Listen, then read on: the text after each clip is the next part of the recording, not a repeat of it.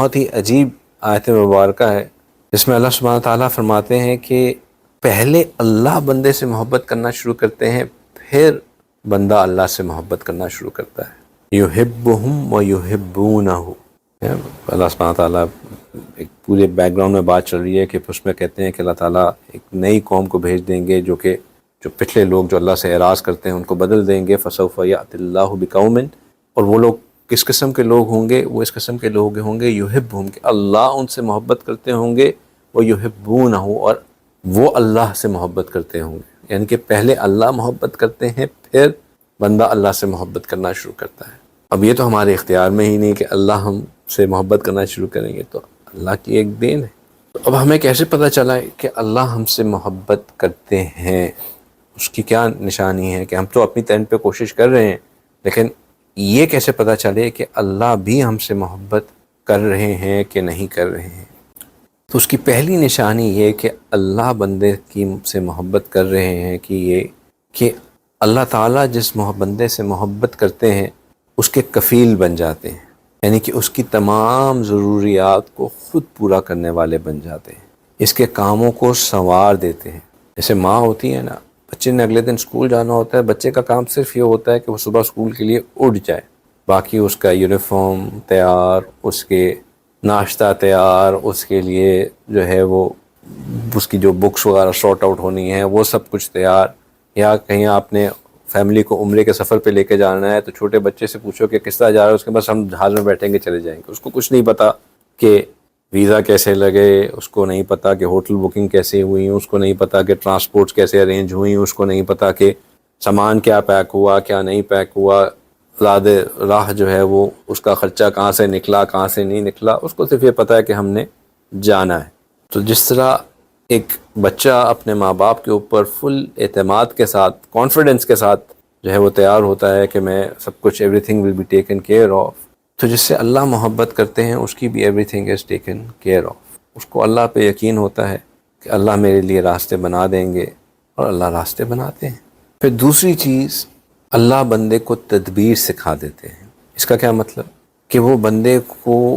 صحیح وقت پہ صحیح فیصلے کرنے کی توفیق عطا فرما دیتے ہیں، اس کے دل میں وہ بات القاء فرما دیتے ہیں جس سے وہ وقت کے مناسب صحیح فیصلے کرتا ہے۔ وقت کے مناسب صحیح فیصلے کرنا، وقت کے مناسب صحیح بات کہنا، دوسروں کو صحیح مشورہ دینا، یہ بھی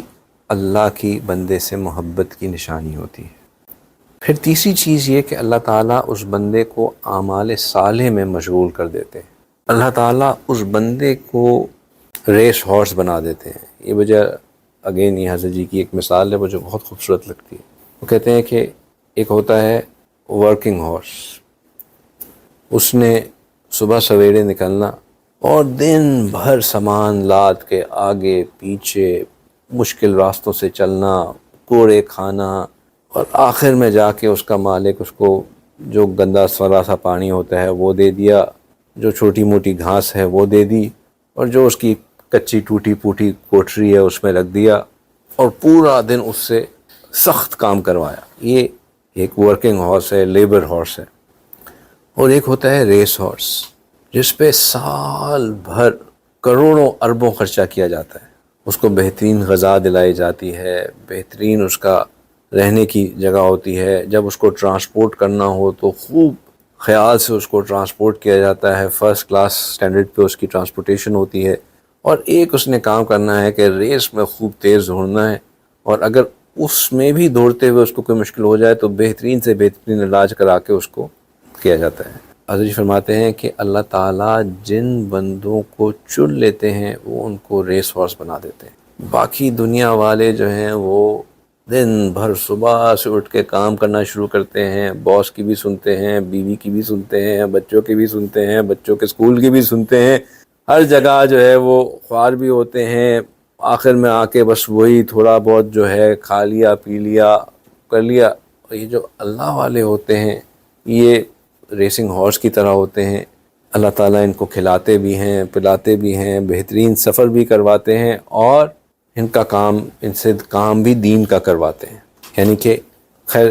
ضروری نہیں ہے کہ اچھا کھلانا پلانا معیار ہو کہ آپ جو ہے وہ ریس ہارس ہیں، لیکن آپ کس کام میں لگے ہوئے ہیں، میجورٹی آف دا ٹائم آپ کا کس چیز میں لگا ہوا ہے۔ اگر آپ دین کی خدمت میں لگے ہوئے ہیں، اور دین کی خدمت صرف دین کی کتابیں پڑھانا نہیں ہے، یہ بات بھی ایک وہ بھی دین کی خدمت ہے، لوگوں کے ساتھ فلاحی کام کرنا یہ بھی دین کی خدمت ہے، اور یہ نہیں ہے کہ صرف سوشل مطلب غیروں کی فلاحی کام کرنا، اپنے گھر میں رشتہ داروں کا، اپنے علاقے کا، اپنے دوستوں کا، ان کی مدد کے لیے ان کے کسی کام میں لگے رہنا، وعظ و تبلیغ کا کام کرنا، ذکر سکھانے کا کام کرنا، یہ سب وہ کام ہے جو بندہ اگر ان میں مشغول ہو جائے، ان میں لگ جائے، اس میں وقت گزارنا شروع کر دے، تو یہ اللہ کی بندے سے محبت کرنے کی یہ بہت بڑی علامت ہے۔ پھر ایک چوتھی علامت کہ بندے اللہ تعالیٰ بندے سے محبت کرتے ہیں کہ بندے کو اللہ سے دعا مانگنے میں مزہ آتا ہے۔ میں ہمیشہ یہ بات کہتا ہوں کہ یہ جو دعا مانگنا ہے نا، یہ کوئی چھوٹی چیز نہیں ہے۔ اگر ہمیں ہاتھ اٹھا کے مانگنے کی توفیق ملتی ہے نا، تو یہ اس لیے نہیں ملتی کہ ہم کسی چیز کی ضرورت ہے، یہ اس لیے ملتی ہے کہ اللہ ہم سے محبت کرتے ہیں۔ بندے کا دل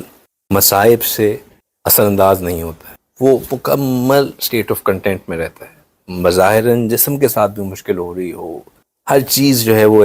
ایک عذاب لگ رہی ہو، لیکن اندر جو ہے مکمل سیٹسفیکشن ہوتی ہے، رضا، اللہ کی رضا میں راضی ہونا، یہ اللہ تعالیٰ عطا فرما دیتے ہیں۔ بات یہ کر رہے تھے کہ اللہ تعالیٰ کی محبت جب حاصل ہونی ہی اس بات پہ ہے کہ پہلے اللہ محبت کریں، پھر ہم اللہ سے محبت کرنا چاہیں گے۔ اللہ فرما رہے ہیں کہ یحبہم و یحبونہ،